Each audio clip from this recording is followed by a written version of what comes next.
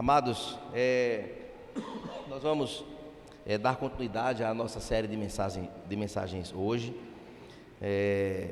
na primeira carta aos Coríntios, e eu queria refletir com você hoje sobre um versículo bíblico, não que este seja o versículo a porção que nós vamos refletir hoje, mas quando o Senhor Jesus, Ele disse assim: eu sou a videira, vós os ramos, quem permanece em mim e eu nele, esse dá muito fruto, porque sem mim nada podeis fazer.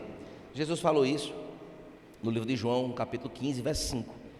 Quando Jesus, irmãos, ele falou esta expressão de forma muito clara, ele reportou o seu povo, ou seja, os ramos que estão ligados a ele, o seu povo, a uma condição exatamente transformada, extremamente aprofundada nesta relação com ele, onde introduziu estes ramos, introduziu o seu povo a uma sociedade diferente e modificada através da conversão e do batismo. Não a um grupo social, mero grupo social, mas ligou este seu povo, estes ramos, ao seu próprio corpo, o corpo vivo de Cristo, o qual ele é o cabeça. Como suas criaturas, nós fomos feitos filhos e unidos ao Criador. É bem verdade que em Cristo isso aconteceu. Como mortais, nós nos tornamos agora imortais para uma vida eterna com Ele. Como pecadores, agora que ainda assim continuamos a ser pecadores, não deixamos de ser, mas fomos por Ele redimidos pelo nosso Redentor, o Redentor sem pecado, Jesus Cristo. Quando Jesus então fala isso, irmãos, Ele aponta na direção de que a vida que deriva de uma união com Cristo, deve ser um fator dominante na nossa vida, na vida do seu povo, e no cotidiano, com desdobramentos que identifica-nos como, de fato, a nossa verdadeira identidade como cristão. E não há de se conceber alguém que está ligado a este ramo, não é? A Ele como esta videira. Somos ramos ligados a Ele, e a identidade destes ramos não é bem percebida. Como de fato nós podemos dizer que somos filhos de Deus e estamos ligados a Ele, e a nossa identidade ela não se estabelece como algo visível, palpável. Isso nos leva, irmãos, a compreender de que a nossa identidade cristã ela se dá por intermédio de uma lente de 3 focos. Existe o óculos bifocal, né? Que tem uma visão assim e outra assim. Aqui é uma visão em três focos diferentes, ou seja, uma cosmovisão que se apresenta em 3 visões. Ou seja, o crente que de fato tem a identidade de Cristo, ele tem uma clara percepção sobre a santidade, sobre o pecado e sobre o sofrimento. E estes 3 pontos aqui precisam também ser vividos e vivenciados de uma forma muito intensa, para que na identidade daqueles que se apresentam como filhos de Deus, como cristãos, como ramos ligados à videira, possamos então dar testemunho e ter uma vivência tal qual que nos mostra, que nos faz mostrar com a nossa vida, com a nossa forma de ser, com a nossa crença, com as nossas motivações, a verdadeira identidade de um servo do Senhor. Por que esses 3 pontos são importantes?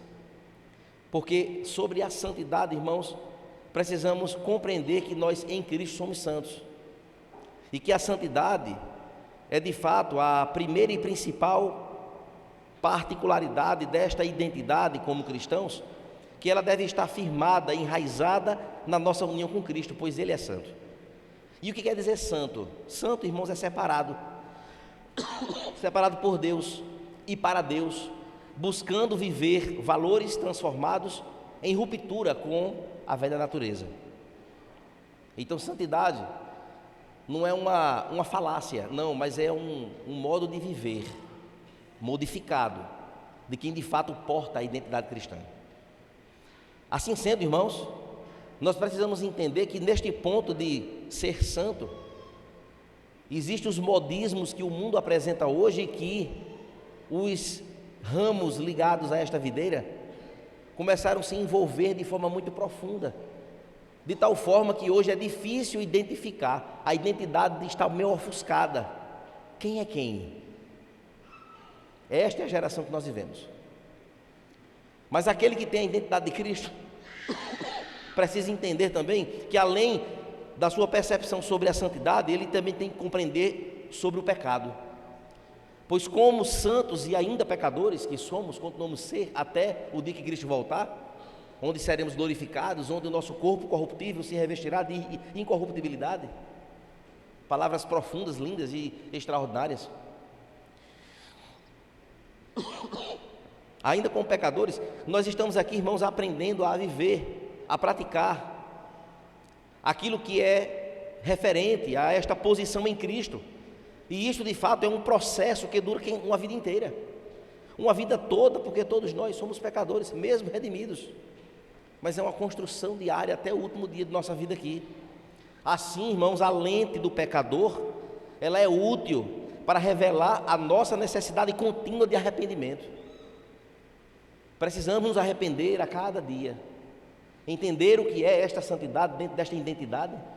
E isto tem, de fato, fatores que não podem nos fazer ensoberbecermos em nós mesmos, porque agora somos santos. Não.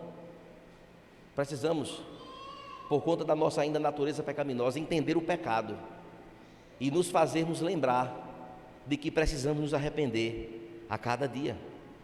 Mas se olharmos, irmãos, para nós mesmos apenas através dessas lentes, provavelmente nós nos sentiremos derrotados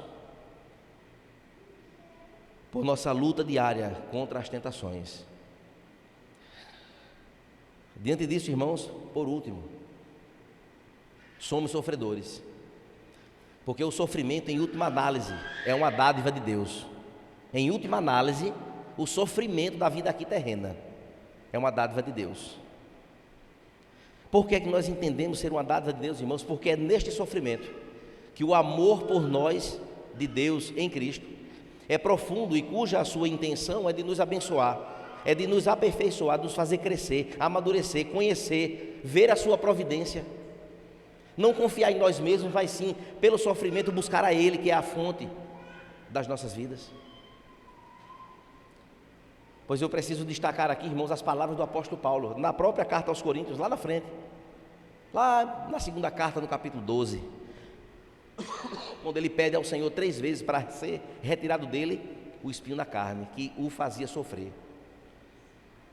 Qual foi a resposta de Deus para ele? Então ele me disse: a minha graça te basta, porque o poder se aperfeiçoa na fraqueza. De boa vontade, pois mais me gloriei nas fraquezas, para que sobre mim repouse o poder de Cristo. Por isso sinto prazer nas fraquezas, nos insultos, nas privações, nas perseguições, nas angústias, por amor de Cristo. Porque quando sofro, então é que sou forte. Quando estou fraco, aí é que estou forte. No cerne, irmãos, do que significa então ser cristão, dentro desta identidade, é em Cristo então que nós podemos ver uma grande e profunda transformação nos desnudar-nos de nós mesmos, da velha natureza, para viver um novo eu em Cristo. E esta introdução acerca da nossa identidade precisaria de fato ser bem construída para que nós possamos compreender o que é que o apóstolo Paulo vai nos ensinar através do texto de hoje. E eu convido você a abrir na primeira carta, no capítulo 6, versos do 1 até o verso 11. Nós vamos fazer esta leitura. Você pode ficar sentado mesmo. 1 Coríntios capítulo 6, do 1 ao 11.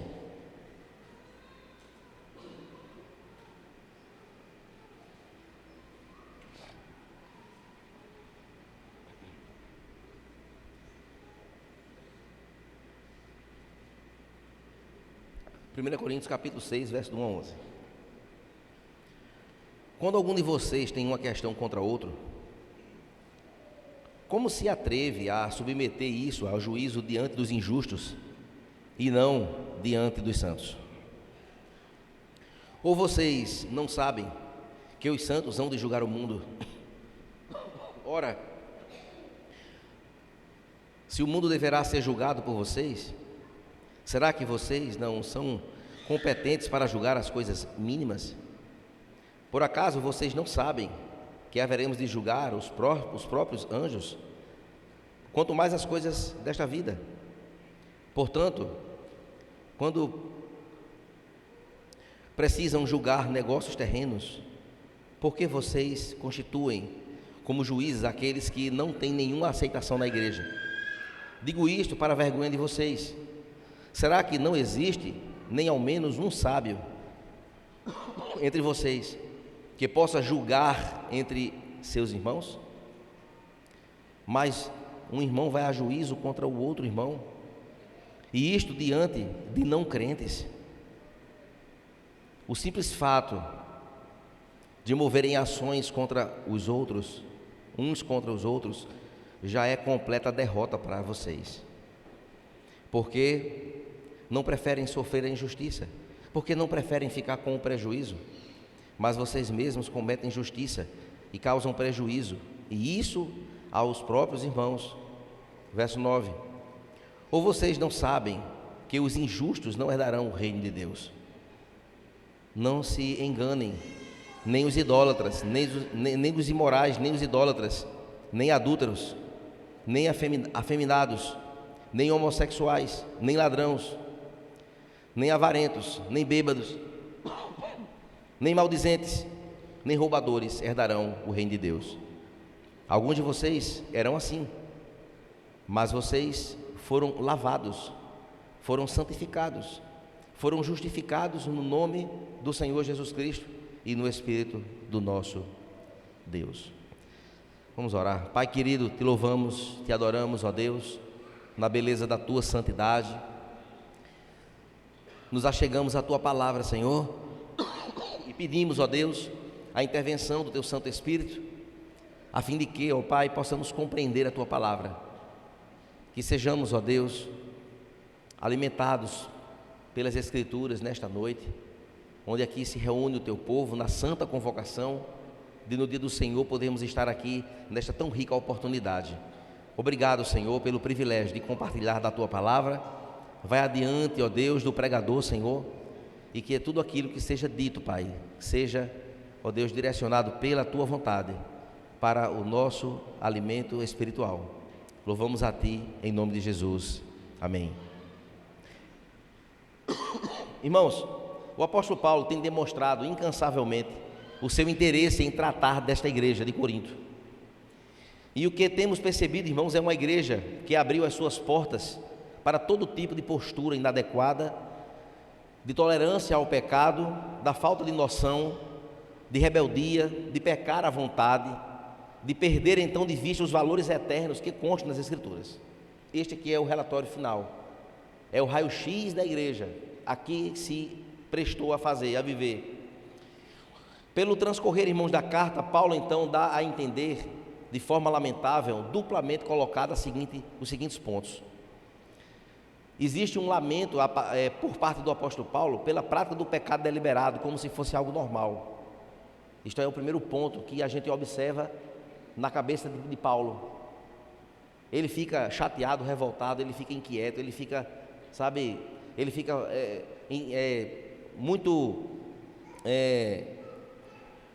ele fica muito agoniado, muito assim perplexo, por conta da condição em que aquela igreja passou a viver. Mas o mais intrigante que nós podemos observar é o que levou aquela igreja a viver assim.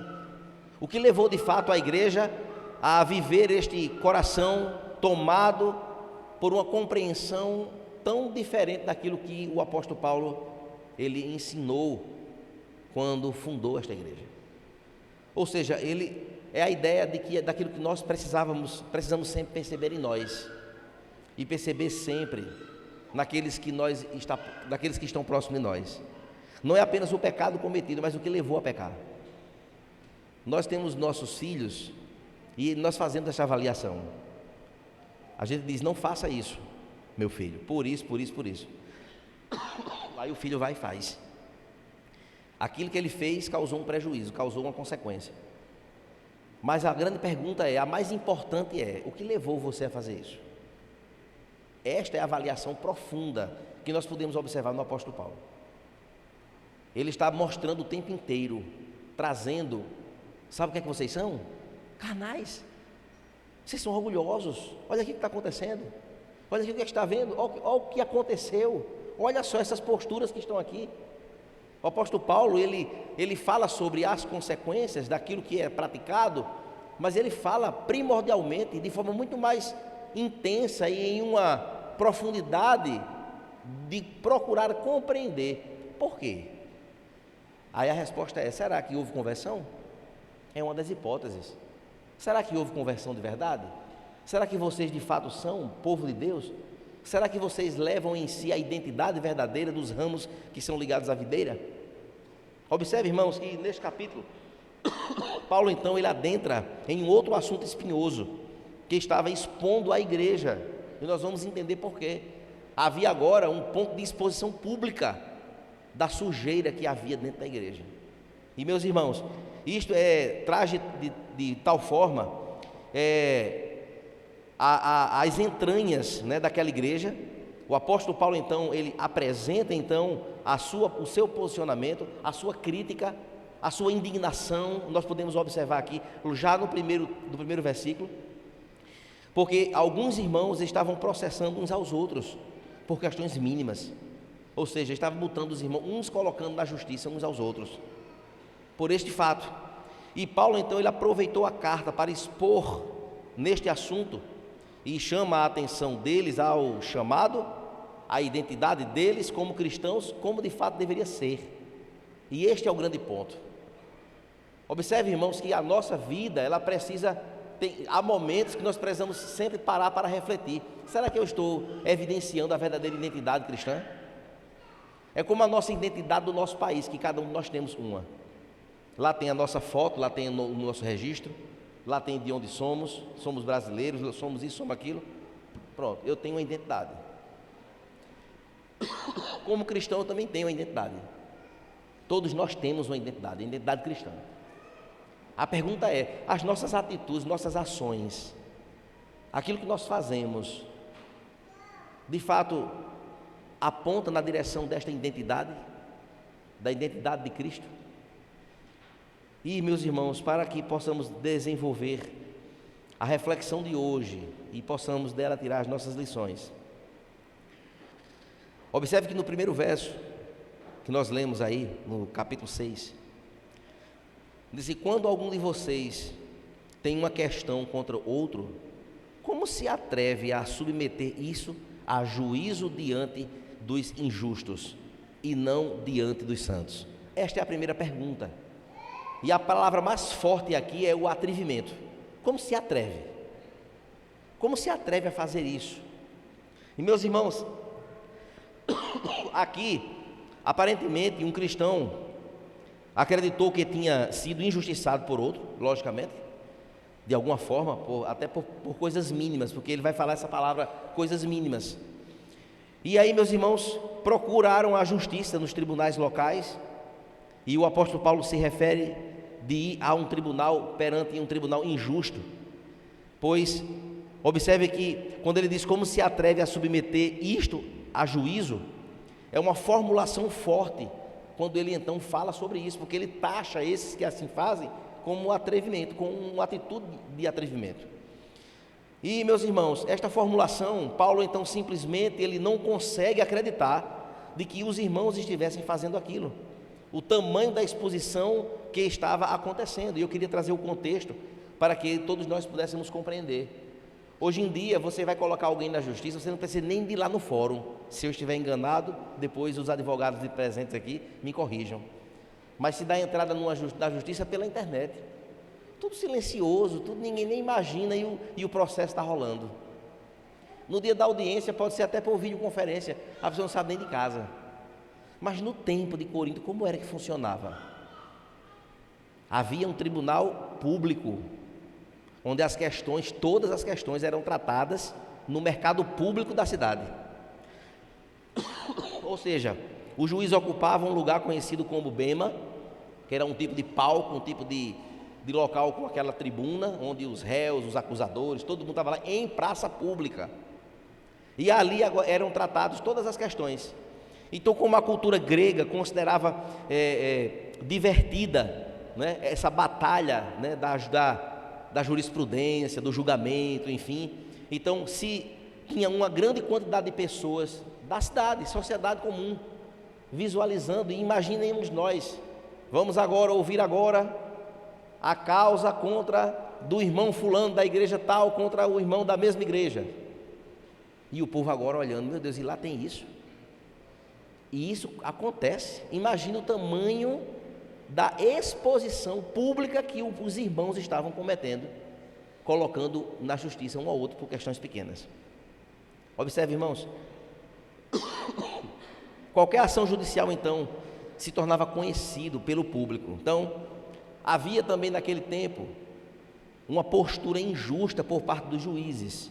Os juízes, eles eram considerados injustos porque eles recebiam subornos, eles julgavam as causas por interesse próprio, isso de forma muito aberta e clara.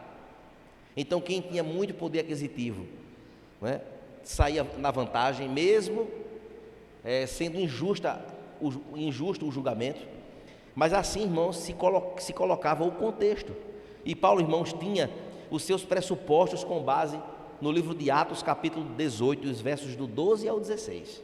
E eu gostaria de ler, para que nós pudéssemos compreender como funcionava a cabeça de Paulo em relação a isso aqui. Então, aqui foi uma questão que aconteceu com ele mesmo. Atos 18, versos do 12 até o verso 16. Atos 18, do 12 ao 16. Diz assim: quando Gaio era procônsul da Acaia, os judeus, de comum acordo, se levantaram contra Paulo e levaram ele ao tribunal, dizendo: este homem quer persuadir as pessoas a adorar a Deus de um modo contrário à lei. Quando Paulo ia falar, Gaio disse aos judeus: se fosse de fato alguma injustiça ou crime de maior gravidade, ó judeus, eu teria motivo para acolher a queixa de vocês, que vocês estão fazendo. Mas como é uma questão de palavras, de nomes e da própria lei de vocês, resolvam isto vocês mesmos. Eu não quero ser juiz dessas coisas. E os expulsou do tribunal. Ou seja, o embasamento que o apóstolo Paulo tinha acerca de questões assim era esse aqui. Aqui foi um exemplo maravilhoso, onde aqui o puxão de orelha foi deste juiz aqui, que disse: olha, vocês têm a lei de vocês, essas questões aí internas, eu não vou me ser juiz disso não, vocês resolvam entre vocês. Mas lá em Corinto não havia isso. Lá em Corinto havia um tribunal injusto que fazia de fato os julgamentos de forma injusta em praça pública, e os cristãos continuavam com essa ideia de querer que juízes seculares, do poder judiciário da época, pudessem então fazer tais julgamentos. Realmente, irmãos, Paulo estava indignado com esta situação. Mas observe o que é que o apóstolo Paulo faz. Ele apresenta dois princípios teológicos para aqueles irmãos faltosos em relação a isso, para que o problema fosse solucionado. E o primeiro, nos versos 2 e 3, lá de 1 Coríntios capítulo 6, os irmãos podem acompanhar. Ou vocês não sabem que os santos hão de julgar o mundo? Ora, se o mundo deverá ser julgado por vocês, será que vocês não são competentes para julgar as coisas mínimas? Observe o verso 3. Por acaso vocês não sabem que havemos de julgar os próprios santos, aliás, os próprios anjos, quanto mais as coisas desta vida? Meus irmãos, o apóstolo Paulo, o primeiro princípio teológico que ele traz aqui: os santos julgarão o mundo, julgarão também os anjos e os homens caídos, conforme o verso 2 está aqui. Os cristãos, irmãos, devem ser plenamente capazes de julgar os seus próprios assuntos por causa do seu destino. O Senhor Jesus já apontou como destino final um julgamento que haverá, onde os santos, onde os verdadeiros cristãos estarão com Ele e hão de julgar de fato os anjos caídos, os homens caídos e o mundo. Ou seja, por conta do nosso destino, haverá de fato uma conotação de grandeza, de muito superlativismo em relação àquilo que está acontecendo aqui, questões mínimas, e vocês estão se enrolando com isso aqui. Observe então que o apóstolo Paulo desperta-os àquilo que acontecerá, onde haverá um julgamento muito maior, que haverá de julgar o mundo inteiro, e a igreja vai estar neste julgamento junto com o Senhor julgando. Observe, irmãos, que aí o apóstolo Paulo, ele traz a compreensão de que neste julgamento, Paulo então sugere o quê? Ele diz, é importante que os cristãos resolvam suas disputas entre si, de acordo com os princípios de Deus.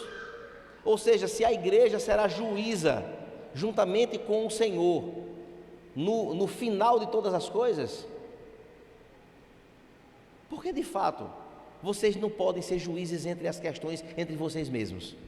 Em outras palavras, o apóstolo Paulo estava clareando o entendimento deles para que eles não fizessem mais aquilo e que pudessem então ser árbitros entre si, para que as questões pudessem ser resolvidas com base nos princípios de Deus. Mas observe que ele tem um segundo princípio. Os crentes têm condição de fato de resolver isso. É um outro princípio teológico. Aqui, irmãos, indiretamente Paulo questiona: quem são vocês? Já pararam para pensar quem são vocês? Quem somos nós? Paulo então, irmãos, de uma certa forma, ele chama a atenção daqueles irmãos em 3 pontos. O que é que eles eram de verdade? Onde é que estava a identidade deles como cristãos? E qual era o chamado deles? E esta mesma indagação, irmãos, nós poderíamos fazer para nós mesmos hoje aqui, para cada um de nós. Quem somos? Sabe quem é que nós somos, irmãos?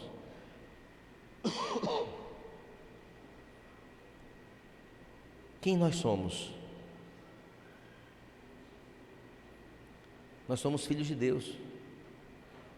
Nós somos filhos do Senhor, irmãos em Cristo Jesus. Fomos todos justificados pelo seu poder.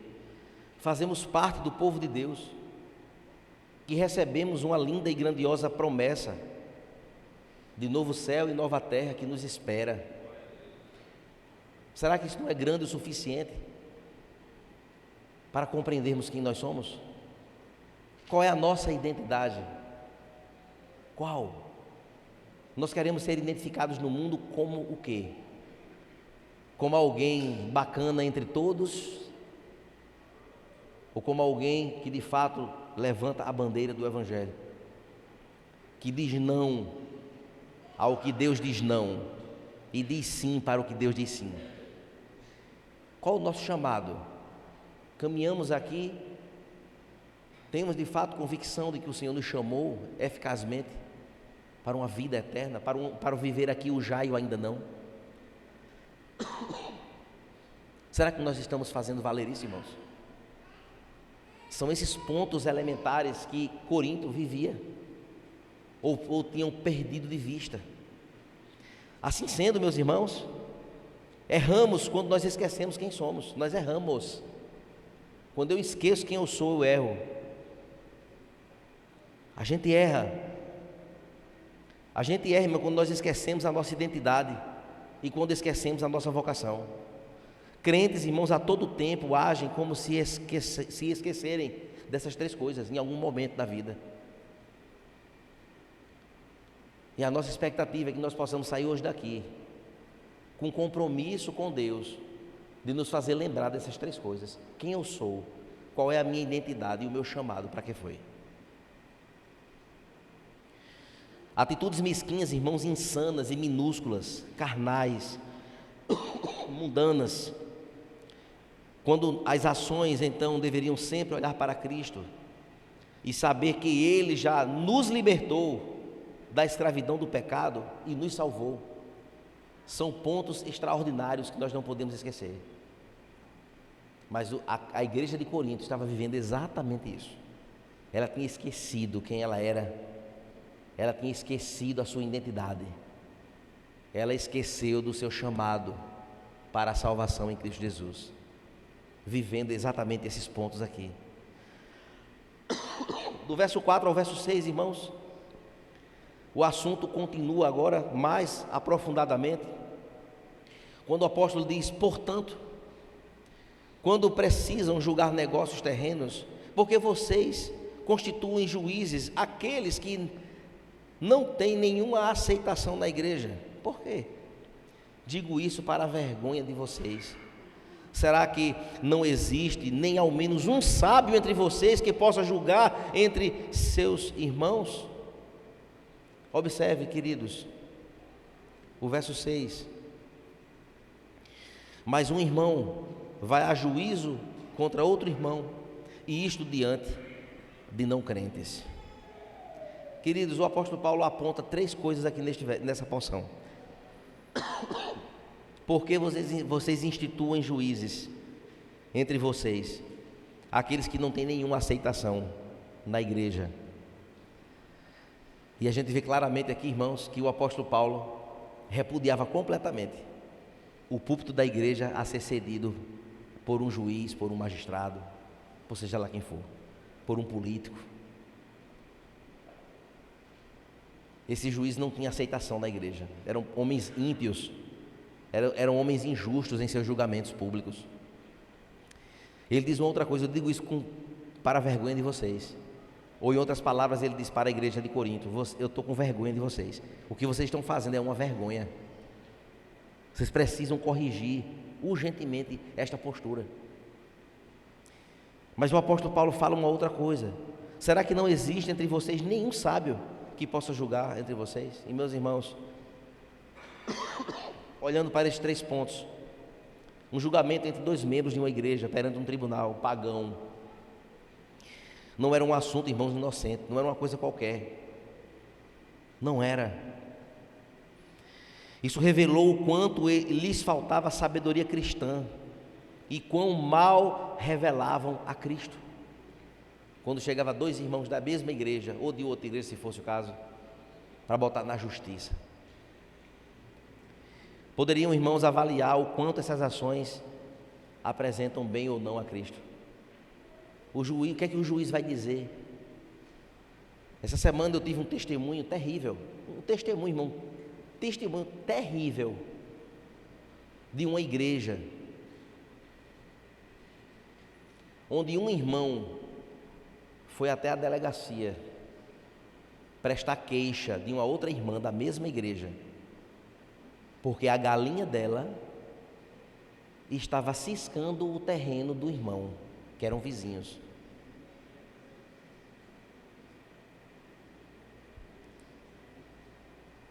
Ao ouvir esse relato, eu disse: meu Deus, o que é que...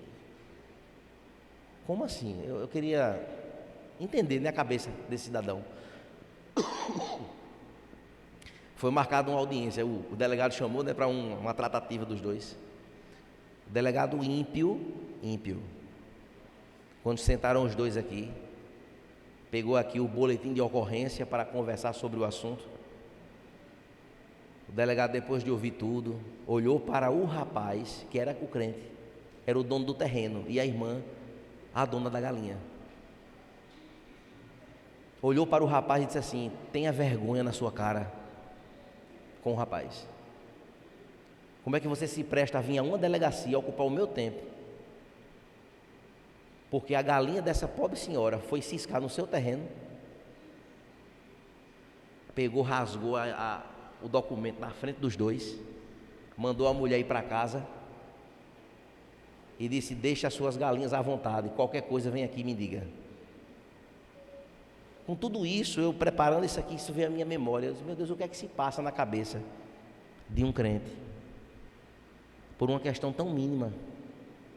Ninguém morreu, não teve acidente, não teve prejuízo, não teve nada. Deixe suas galinhazinhas ciscarem à vontade. Pronto. Isso é bonito, irmãos. O delegado certamente, ao saírem daquela presença ali, o delegado certamente disse: que vergonha. Que vergonha, como é que pode duas pessoas crentes ter que vir aqui diante da autoridade policial para poder resolver uma coisa tão ínfima? Como é que pode uma coisa dessa? É exatamente isso aqui, irmãos. Isso aqui. A igreja, irmãos, estava de fato lá em Corinto, lavando a sua roupa suja, na presença de um mundo incrédulo, de uma pessoa incrédula. Isto não apenas, irmãos, deturpa quem de fato é o povo de Deus. A identidade deste povo é revelada quando atitudes assim acontecem. Quando de fato pessoas que dizem ser crentes, mas as suas atitudes demonstram que não existe identidade cristã. Não há identidade. Aqui na igreja de Corinto, estava vendo isso aqui. Mas trazendo isso aqui, irmãos, para um reflexo para a nossa própria vida, como cristão, como crente. Será que eu estou vivendo, demonstrando uma identidade cristã verdadeira? Será que as minhas relações interpessoais reforçam isso? Será que os meus negócios que eu faço durante o mês inteiro, será que apontam como de fato verdadeiros cristãos? Será que não passa na nossa mente que uma hora a casa pode cair e passarmos uma vergonha diante, quem sabe, de um ímpio, por uma atitude desonesta?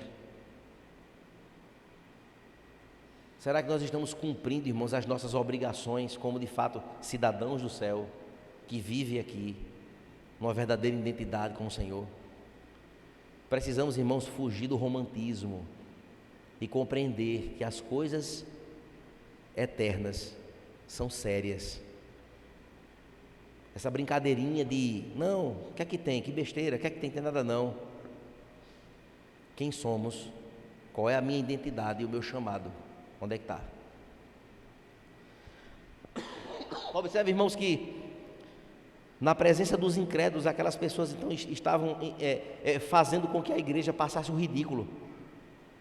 Não sabendo essas pessoas que estavam fazendo isso, segundo o comentarista, que aqueles que estavam julgando a igreja e as pessoas que estavam vendo toda aquela coisa acontecer publicamente, poderiam de fato ser alvos do evangelho. Como agora se prega para um público daquele, onde viu que dentro da igreja acontecia essas coisas, e a forma de tratar era dessa forma. Quer dizer, eu fazer parte daquela igreja de Corinto, Deus me livre. Porque ali por conta de uma galinha que ciscou o terreno, já tem uma confusão. Observe, irmãos, que o testemunho nosso pesa muito. Então tudo aquilo que nós fazemos no trânsito, nos nossos negócios, nas nossas relações, nas rodinhas de conversa, quando a roda dá uma girada bem grande, acontece de nos depararmos dentro da igreja com aquelas pessoas que ouviram o nosso mau testemunho. E agora? Precisamos ter cuidado, irmãos, com a nossa vida. Observe que a carta aos Coríntios é um relato de muita instrução para nós, e que precisa fazer com que nós possamos refletir de forma muito profunda. Observe, irmãos, que ali era uma igreja tão orgulhosa pelos seus próprios dons, se consideravam espirituais. Observe, queridos, o tanto de problemas que já ministramos aqui nesta igreja, o quanto de problema que residia nas entranhas daquela igreja até chegar aqui, e ainda tem mais pela frente, de práticas que eles estavam vivendo. Uma incoerência completa, porque lá falava em língua estranha, porque lá tinha cura, porque lá tinha isso, tinha aquilo, porque somos espirituais demais. Sim, mas a vida não estava batendo. Era mau testemunho, era fedentina, era uma adoração espúria que Deus não estava aceitando. Observe, irmãos, verso 7 e verso 8. O apóstolo Paulo, então, agora ele traz agora alguns pontos que podemos considerar, irmãos, extraordinários, e vai na contramão daquilo que muitos de nós, quem sabe, humanamente falando, poderíamos até discordar da ideia do apóstolo Paulo, da fala dele, do seu conceito. Observe, irmãos, que no verso 7 e 8, o simples fato de moverem ações uns contra os outros já é completa derrota para vocês. Ou seja, ali já estava decretada a derrota quando os dois foram colocar o outro na justiça. Já perderam. E aí, neste ponto, irmãos, a derrota se estabelece antes de chegarem no tribunal, porque a motivação do coração já trabalhou o coração, já fez com que as ações fossem de acordo com a motivação, e ali estavam agora fazendo com que o pior acontecesse. Eles não perceberam que todos perdem, ninguém ali ganhou. Perdeu o acusador, perdeu o réu, perdeu a reputação da igreja, perdeu o testemunho de crente. Tudo perdeu tudo, quando eles fizeram essas atitudes aqui. E aí, meus irmãos, voltando para o texto, no verso 7, Paulo continua dizendo assim: por que não preferem sofrer a injustiça? E ele fala dos dois irmãos. Um sofreu a injustiça do outro irmão, eu vou agora botar na justiça, para que a justiça seja feita. Observe, olha só o conselho de Paulo. Por que não preferem sofrer a injustiça? Por que não preferem ficar com prejuízo? Olha só, verso 8: mas vocês mesmos cometem injustiça e causam prejuízo, e isto aos próprios irmãos. Meus irmãos, o apóstolo Paulo aqui, queridos, está resgatando a fala, sabe de quem? De Jesus. Lá no livro de Mateus, no capítulo 5, no sermão tão conhecido do monte, quando ele diz assim: bem-aventurados os mansos, porque herdarão a terra. Isso é fácil? Quando a gente contextualiza com 1 Coríntios 6, é meio difícil. Bem-aventurados os misericordiosos, porque alcançarão misericórdia. Alguém me causou um prejuízo, eu sou misericordioso, deixa para lá. Isso é fácil de ver? Bem-aventurados os que têm fome e sede de justiça. Eu sou injustiçado, eu estou com sede, eu queria que justiça fosse feita. Olha o que Jesus disse: bem-aventurado. Bem-aventurado os que têm sede de justiça. Depois Jesus continua falando: vocês são sal e luz. Mas sal e luz nesta intensidade aqui. Depois ele diz: se alguém lhe dá um tapa na face direita, é para fazer o quê? Correr, revidar com um soco no estômago? Ofereça-lhe a outra face. Não é fácil, mas é possível. Se alguém quer lhe processar e com isso tirar-lhe a túnica, dê também a sua capa. Ou seja, dê tudo, entregue. Porque quem é que vai fazer justiça? O próprio Deus. Compreende, irmãos, que o que somos e a nossa identidade e a que fomos chamados, existem implicações profundas que saem da superfície e vai para a profundidade, para ver o que é que tem mesmo lá dentro. Assim, meus irmãos, Jesus ainda continua: se alguém lhe obrigar a andar 1 milha, ande com ele 2. Paulo então faz 2 perguntas: por que vocês não preferem sofrer a injustiça? Diz assim: está nas mãos do Senhor, do que ir para a justiça, botar um irmão na justiça. Por que não prefere ficar com prejuízo? São perguntas, irmãos, que eu gostaria de saber qual foi a resposta dada a esta indagação quando esta carta foi lida lá na igreja de Corinto. Mas por fim, irmãos, dos versos 9 ao verso 11, nós podemos então concluir aqui, dizendo assim: ou vocês não sabem que os injustos não herdarão o reino de Deus? Ou seja, aquele que praticou injustiça contra o seu irmão, há um peso muito maior sobre ele do que por parte do irmão que teve o prejuízo, porque usou de injustiça. O apóstolo Paulo, irmãos, e Jesus, ele não falou passando pano naquele que comprou e não pagou ao irmão. Não, é muito pior. Esses, os injustos, eles não herdarão o reino de Deus. Ainda diz assim: não se enganem, porque agora ele coloca agora um leque de outros pecados que também não herdarão o reino de Deus. Ou seja, ser injusto com o irmão é tão pesado como estas outras coisas que nós vamos ler aqui agora.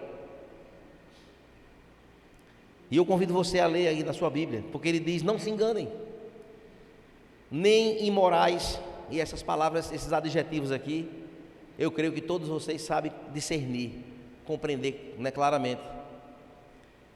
Nem imorais, nem os idólatras, nem os adúlteros, nem os afeminados, nem os homossexuais, nem ladrões, nem avarentos, nem os bêbados, nem maldizentes, para não dizer os fofoqueiros, os maledicentes, né?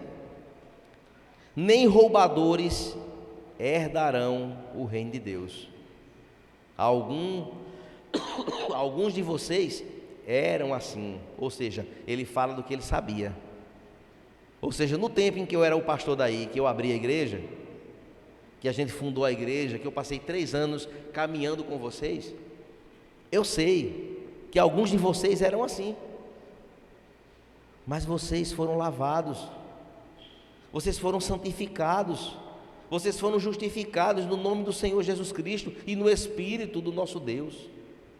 Observe, irmãos, que o apóstolo Paulo, com aquele coração amoroso que se indigna no início desta porção, que traz toda uma argumentação e finaliza trazendo eles a realidade daquilo que eles eram. Qual era a intenção do apóstolo Paulo, irmãos? Era resgatar o povo.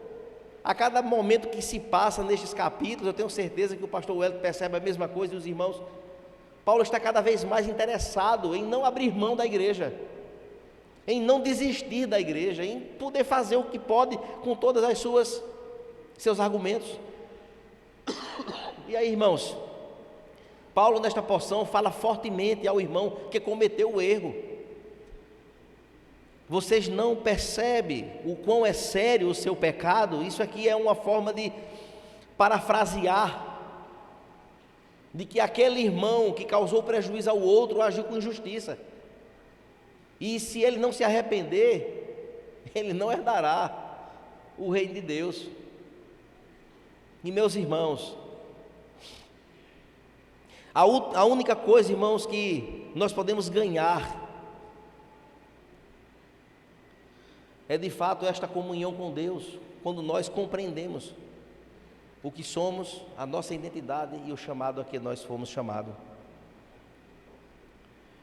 E aí Paulo, irmãos, ele não estava categoricamente negando a salvação àquele homem faltoso,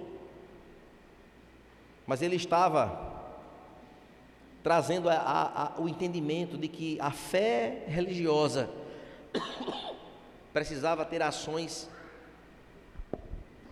convergentes, ações que de fato mostravam a sua identidade cristã, a sua fé.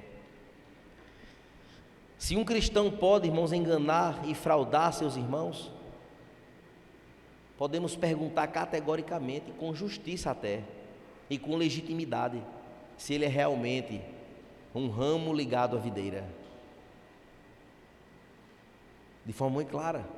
Paulo continua, irmãos, agora a explanar essa lista de posturas rejeitadas, tal qual se inclui a prática da injustiça. Viver uma vida injusta, viver uma vida com injustiça com outro irmão, é pecado. Comprar e não pagar é pecado. Prometer e não cumprir é pecado. Não somente com quem é da igreja, mas com quem está fora da igreja. É o que a palavra de Deus está mostrando para nós aqui. Isto tem a ver com a nossa identidade. E se este assim vive deliberadamente, há de se perguntar com justiça se essa pessoa realmente é crente ou não. Se realmente é ou não, ou apenas é uma pessoa frequentadora da igreja. Há muitos, irmãos, que poderíamos dizer sobre estes versículos aqui finais, mas há uma coisa que nós precisamos mencionar. Paulo então listou muitos pecados neste versículo, muitas coisas, e a consequência de viver na prática dessas coisas é a separação eterna de Deus, e não adianta nós nos enganarmos quanto a isso. Alguém pode cair em um pecado desse? Pode. Não estamos livres disso aqui. Mas eu preciso compreender, na minha cosmovisão, da identidade que eu tenho, de que o pecado é algo que me separa de Deus. E eu preciso me arrepender, e eu preciso deixar. Porque somente aqueles que se arrependem e deixam é que alcançam a misericórdia do Senhor. Não há outro caminho. Não, mas eu sou assim mesmo, então você não se converteu. Não, mas eu não vou mudar, porque é a sua própria natureza. E aí, irmãos, dentro das consequências da vida assim, há de fato uma má notícia, e que cada um de nós quebramos a lei de Deus, cada um de nós fez muitas coisas para ganharmos a eternidade no inferno. Isto é uma verdade. Mas qual é a boa notícia? A boa notícia, irmãos, do Evangelho é que este não é o fim da história. A boa notícia, irmãos, é que há mais a ser dito.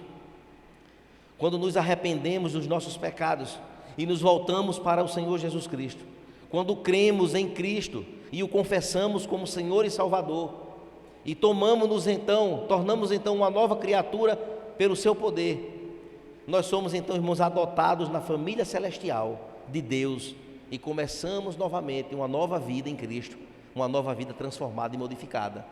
Os braços da graça do Senhor continuam abertos para cada um de nós. Amém? O apóstolo Paulo então tinha esta perspectiva de que mesmo diante de tantas coisas, há aqui, irmãos, alertas importantes para nós. E eu queria concluir dizendo, irmãos, que nós deveríamos ser capazes de lidar com as nossas divergências na igreja ou nos meios da nossa família à maneira de Cristo. Como é que nós podemos lidar com as divergências?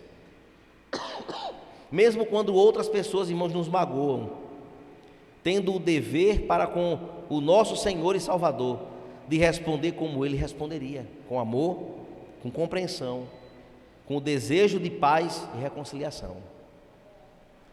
Existem injustiças que são praticadas contra nós e nós nos indignamos e queremos resolver com as nossas próprias mãos. Mas saia hoje daqui com um alento no coração. Cubra o prejuízo que foi dito contra a sua pessoa. Arque com o ônus da injustiça. E lembre-se, aquele que praticou a injustiça, que falou coisas que não deveriam, que mentiram contra, que forjaram contra, que tramaram contra, Deus está vendo todas as coisas. E aos injustos, o Senhor há de puni-los. Muito melhor, irmãos, do que irmos para os tribunais, do que ir para a justiça, do que querer direito de resposta. Para quê? Deixa que Deus resolve. Deus está na frente, Deus fará justiça no momento e na hora certa, da forma mais linda e maravilhosa, porque Ele é quem vai à frente e faz. E essa injustiça praticada é um alerta, irmãos, tão maravilhoso para nós. E se há um de nós aqui, em cima e embaixo, ou os que vão nos assistir, cometeu alguma injustiça com alguém, eu quero encorajar o meu coração, que já foi encorajado quando eu preparei esta mensagem, e quero encorajar você que está aqui. Procure urgentemente resolver tal injustiça.